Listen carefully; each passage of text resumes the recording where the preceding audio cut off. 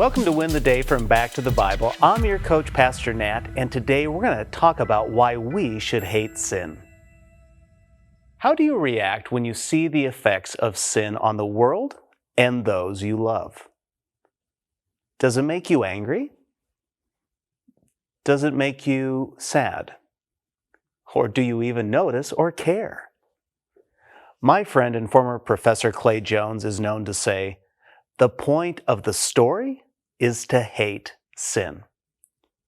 When we see pain, suffering, disease, and death, we are to remember the devastating impact of sin.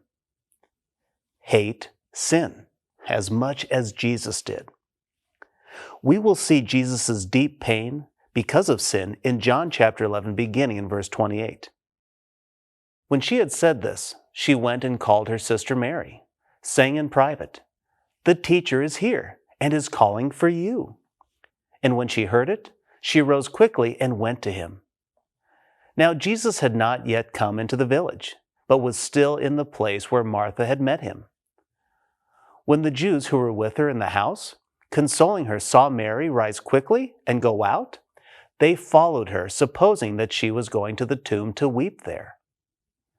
Now when Mary came to where Jesus was and saw him, she fell at his feet, saying to him, "Lord, if you had been here, my brother would not have died." When Jesus saw her weeping, and the Jews who had come with her also weeping, he was deeply moved in his spirit and greatly troubled. And he said, "Where have you laid him?" They said to him, "Lord, come and see." Jesus wept.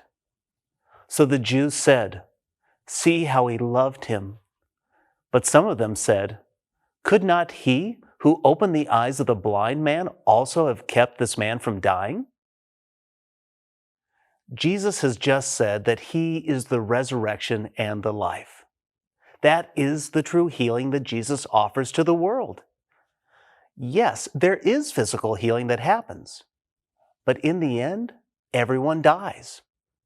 The question is, will that death lead to eternal life with God or eternal separation from him?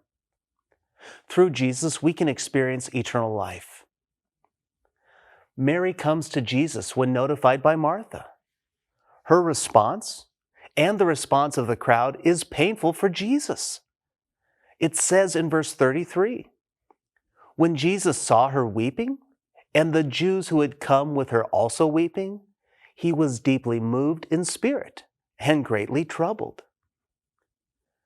Deeply moved really meant to be angry. He was greatly troubled. This is a word that was used to describe Herod at the news of the Magi's arrival.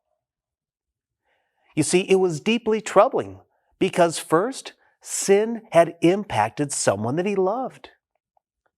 Illness and death are not what God had desired for the world. But sin leads to death. You can't miss it. Jesus hated sin.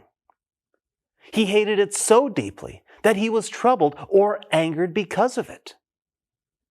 But he's also troubled because Jesus' friends should have not been mourning like the world mourns. Those separated from Christ have no hope. But Lazarus had hope. He knew Jesus and apparently believed in him. So did Mary and Martha. Yet many of them lost focus. So what does Jesus do? He weeps. Now, it's not a public mourning like the professional mourners did, but a quiet and deep sadness over the reality of sin and death. Friend, I can't stress it enough. God takes sin seriously. He hates sin. Jesus hated sin. That's why he came to earth. He loved you so much and hated sin's damage in the world that he would come, die, and rise from the dead. That's why this is my challenge for you today. Take sin seriously. Hate sin. You see, all sin is offensive to God. We should despise sin. We should avoid sin just like Jesus. We need to hate it and avoid it first in our own lives and then its impact in the world.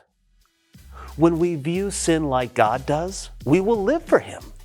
We will spread the gospel for Him. When we do this, when we take sin seriously and live like it, that is when we will win the day.